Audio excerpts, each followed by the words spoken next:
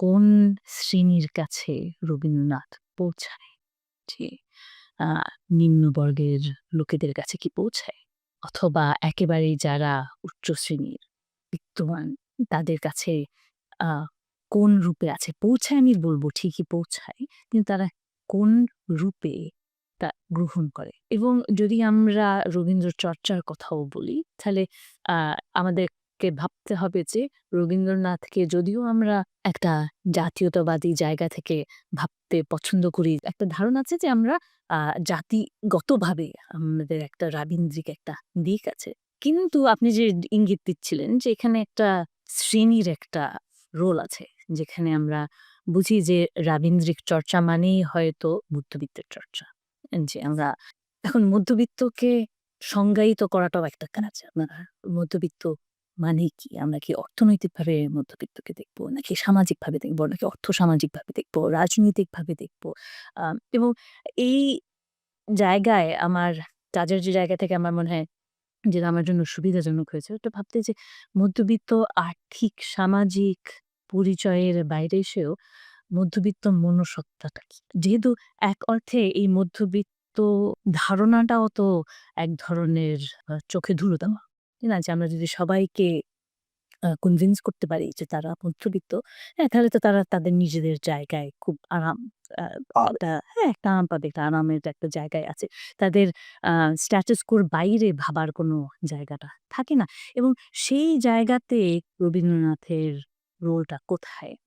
আমার কাজে আমি এই লিঙ্কটা দেখার চেষ্টা করছি যে এখানে একটা সিস্টেমস জাস্টিফিকেশন এর যে রোলটা থাকতে পারে যে একসময় রবীন্দ্রনাথ তো সাবভার্সিভ ছিলেন। ৬০ দশকের ব্যান্ড করে দেওয়ার একটা রাজনীতির মধ্যে আমরা অনেক অনুপ্রাণিত হয়েছি যে রবীন্দ্রসঙ্গীত গেয়ে আমরা মনে করছি আমরা খুব প্রতিবাদী হচ্ছি, প্রতিবাদ করেছি।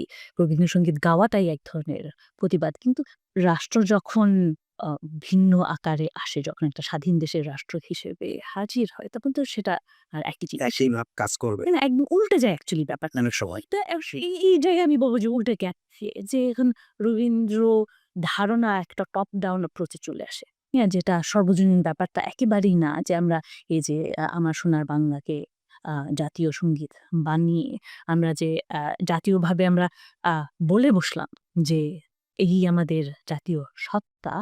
আমরা কি দেখেছি যে রবীন্দ্রনাথের সাথে পরিচয় আমাদের জনসাধারণের আছে কিনা?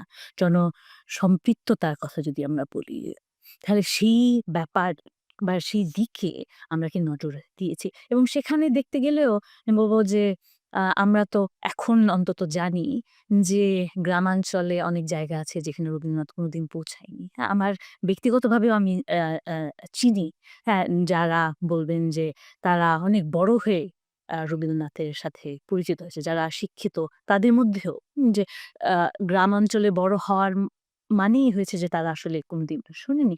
তো সেই জায়গায় যে একটা বিচ্ছেদ আছে সেটা তো আসলে প্রকট। তো সেই জায়গাতে আমি এখন নিজেকে প্লিজ করতে হলে একটা সেলফ রিফ্লেকশন এর জায়গায় তাহলে আমি বলব যে আমি সেরকমই একটু মধ্যবিত্ত একটা পরিবারে আ বড় হওয়ার একটা মানে ছিল একটা গানের চর্চা থাকবে। হ্যাঁ? যে আমরা বাড়িতে গান হচ্ছে। কিন্তু অনেকেই কিন্তু আবার ধর্মপ্রাণীও। হ্যাঁ? যে সেই জায়গায় আমার বড় হওয়ায় আমার কখনো মনে হয়নি যে এখানে একটা ধরনের বিভাজন আছে। বাঙালি মুসলমান যে একটা ২ টা পরিচয় যেটা একত্রিত হচ্ছে সেটা মনে হয়নি। মনে হচ্ছে যে এটা একই পরিচয়। এটার মধ্যে যে বাঙালি পরিচয়ের মধ্যে যে ভিন্নতা থাকবে বা মুসলমান পরিচয় এখানে যে একটা দ্বন্দ্ব থাকবে সেটা আসলে কখনো মনে হয়নি। যে যার মতো করে নেবে এবং আ সেই যে একটা ধারণা যে এখানে আ গান গাওয়া বা নামাজ পড়া এখানে যে কোনো আ বিরোধ নাই। হ্যাঁ? এখানে ধর্মপ্রাণী হওয়া অথবা সাংস্কৃতিক মনা হওয়া সেখানেও যে কোনো দ্বন্দ্ব নাই। সেই জিনিসটা আমি না এখন এভাবে বলতে পারছি কারণ এখন এটা তো আসলে একটা দ্বন্দ্বের ব্যাপার হয়ে গেছে। যার কারণে আমার কাছে অ এক অর্থে মানে অবাক লাগে না। এটা তো আমি দেখতে পাচ্ছি কেন হচ্ছে। আমরা এখন বিশ্লেষণের জায়গায় গেলে আমরা বুঝি যে কোন দিক দিয়ে এই জিনিসটা এসছে যে কি ধরনের exclusionary politics এর মাধ্যমেই এটা আসে। আমরা বুঝতে পারি যে এই রাজনৈতিক চর্চার মধ্যেও এক ধরনের elitism আছে। এখানে একটা কালচারাল elitism আছে যে এখানে যে সবাই গ্রহণ করছে না এমন ব্যাপারটা না। এখানে না নেওয়ার ব্যাপারও একটা আছে কিন্তু। যে সবাইকে যে সম্পৃক্ততার কথা যদি আমরা বলি, সম্পৃক্ত আমরা করব কেমন করে? হ্যাঁ, আমরা এমন একটা দেশে বাস করি যেখানে আমরা বলতে চাই যে আমরা সংস্কৃতি মানা। কিন্তু আমরা যদি সংস্কৃতি মানা আসলেই হতাম, তাহলে আমরা দেখতাম জেলায়, জেলায়, পাড়ায়, পাড়ায় শিল্পকলা একাডেমি। তাকে দেখেছি তো? তা দেখিনি। তাই না? ও ওই জেলাতেই নাই আসলে। খালি এই যে ঢাকা কেন্দ্রিক যে সংস্কৃতি সেটা তো আসলে কখনোই সম্পৃক্তির আ তার মানে আপনি একদিকে দেখছেন যে ওই চেষ্টাটাই তো হয় নাই। মানে ইনস্টিটিউশনাল কোনো ব্যাপারও তো নাই আসলে যে এটা চলে যাবে গ্রাম পর্যন্ত।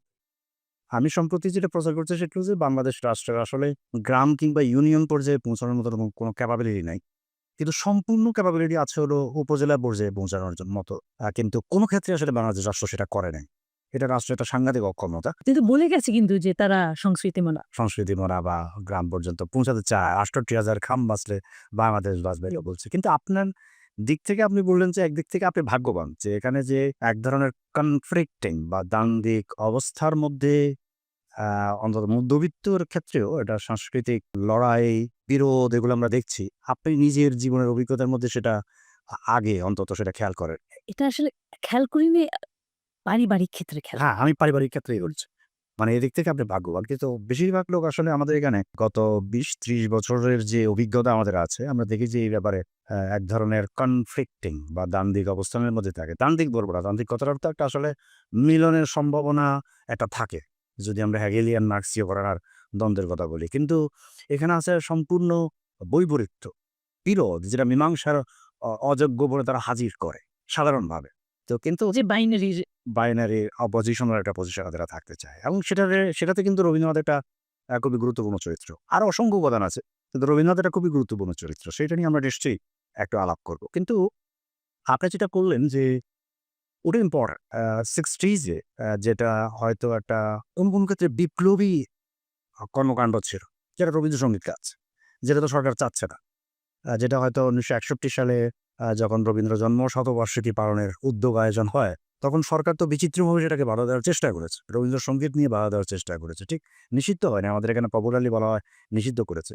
সেটা করে নাই আসলে। ওটা হলো সীমিত করে আনার একটা বিচিত্র চেষ্টা ছিল।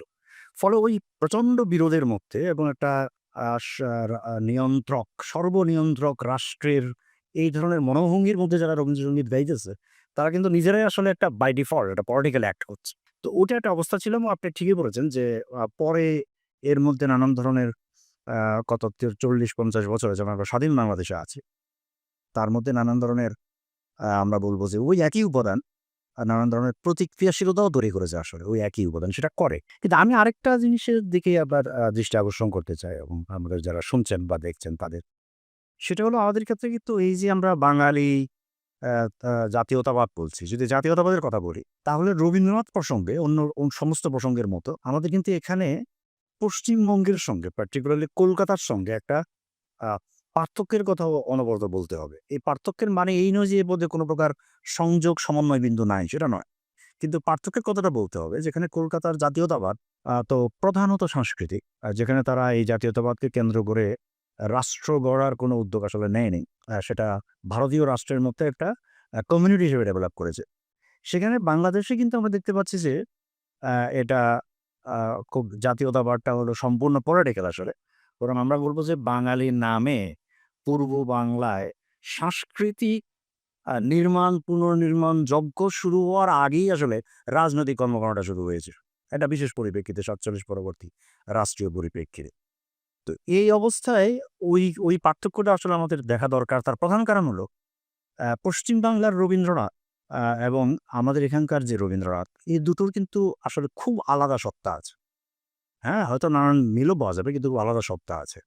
যেমন একজন লেখক এটাকেই হয়তো খুব সুন্দর ভাষায় প্রকাশ করেছেন যে, আমরা এখানে রক্তের দাগ মুছে রবীন্দ্রনাথ পড়েছি। ফরহাদ নজরের বইয়ের কথা বলছি আমি। ওকে তাহলে আ ওই পার্থক্যটা আমি আবার বলছি এটা যেটা হয় সেটা হলো পার্থক্যের কথা বলতে গিয়ে আমরা আসলে ডিসকানেকশন তৈরি করি সেটা নয়। কিন্তু পার্থক্যের কথাটাও ঠিক রবীন্দ্রনাথ যেভাবে পঠিত হয়েছেন, রবীন্দ্রনাথ যেভাবে সঞ্চালিত হয়েছেন, সেটার যদি আমরা একটা সাধারণ মানচিত্র তৈরি করতে চাই, তার আমাদের পার্থক্যের কথা আসলে মনে রাখতে হবে। যে এখানে একটা রাজনৈতিক লড়াই সংগ্রামের মধ্য দিয়ে, হ্যাঁ? একটা রবীন্দ্রনাথকে আইকন বানিয়ে আমাদেরকে আসলে রবীন্দ্রনাথে ঢুকতে হচ্ছে। তো ওই যুক্তি হওয়াটার একটা প্রভাব তো থাকবেই, সেটা একটা কৃতজ্ঞতা থাকবে, সেটা জনিত এবং যারা রাজনৈতিক সংগ্রামে জয়লাভ করেছে এবং জয়লাভের যে চিহ্নগুলো ছিল সেগুলোকে উচ্চকিত করার একটা ব্যাপার তো থাকবেই। কিন্তু আপনার কথা থেকে এটা পরিষ্কার এবং আমিও তাই মনে করি। হয়তো বাস্তবে একটু খোঁড়াখুড়ি করলে সেটাই পাওয়া যাবে যে এটার কিছু রূপান্তর ঘটেছে। আর যদি আমরা জিনিওলজি অর্থে ব্যবহার করি, যে রূপান্তর ঘটেছে সেগুলো হয়তো খুব ভালো হয় নাই। আমাদের সংস্কৃতির জন্য, রাজনীতির জন্য। ওই যে আমরা যে বলছিলাম যে জনগোষ্ঠীর বৃহৎ অংশের সঙ্গে এটা সম্পর্ক তৈরির জন্য, হ্যাঁ? সেটা হয়তো ভালো হয় না। এই নির্মাণ কাজেও তো একটা আ কথা ওঠে যে এই কাজটা কার? আমরা কোন রবীন্দ্রনাথকে গ্রহণ করি এবং এই গ্রহণ করার কাজটাই বা কার? যে এক অর্থে আমরা সরকারি জায়গা থেকে দেখি। সরকার একভাবে চায়, একভাবে বলতে চায় কারণ তাদেরও একটা এজেন্ডা আছে। তার এজেন্ডার সাথে মিলিয়ে আ যেই বাংলাকে তারা গড়তে চায়। কিন্তু আমাদেরও তো একটা জনসাধারণের দিক থেকেও একটা নেওয়ার ব্যাপার আছে। এবং সেইখানে আমরা কোন রবীন্দ্রনাথকে পাই, কোন রবীন্দ্রনাথকে গ্রহণ করি সেটারও একটা দিক আছে। একদিকে আমরা বলতে পারি যে আচ্ছা রবীন্দ্রনাথ মধ্যবিত্তেই সীমাবদ্ধ।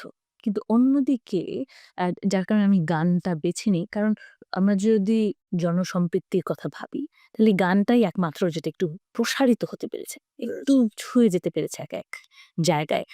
যেমন নানান সময় আমি অনেক বছর বাইরে থাকি। যখন বাঙালিরা একত্রে হয়, সবাই মিলে কিন্তু আমরা গানই গাই। বেশিরভাগ সময় আ রবীন্দ্র, নজরুল, লালন কিছু। এবং যারা ভিনদেশী তারা আমাদেরকে সবসময় বলেও এটা যে, "তোমরা বাঙালিরা কি সবাই গান গাইতে পারো?" হ্যাঁ, হ্যাঁ, নিশ্চয়ই পারি।